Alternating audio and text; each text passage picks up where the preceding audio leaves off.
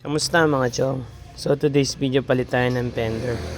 Meron tayong na hingi na fender. Ayan. May gas-gas pa nga oh. Ayan. Ang NMAX version 1, version 2.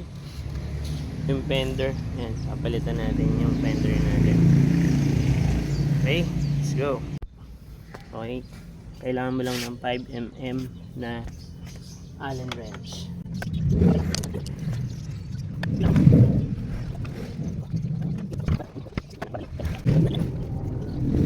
O isa nagtatanong kung yung sa brand ng shock ko ay Makoto Cross Street, pero kailangan pa itong i-tune. At ang disadvantage, nawawala yung kulay gold niya eh, no? Bumabalik sa stainless. Okay, ito. So ito na yung binigay sa atin fender. Ganun lang din, paano nyo tinanggal, ganun din ang pagbalik.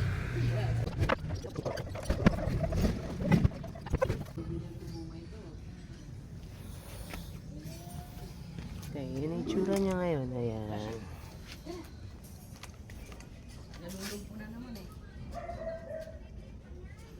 Okay. Ayan.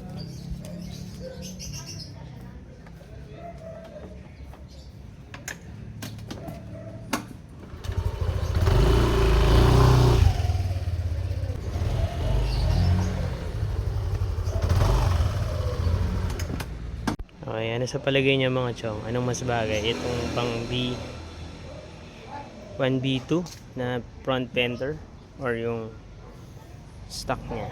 Okay? Nice.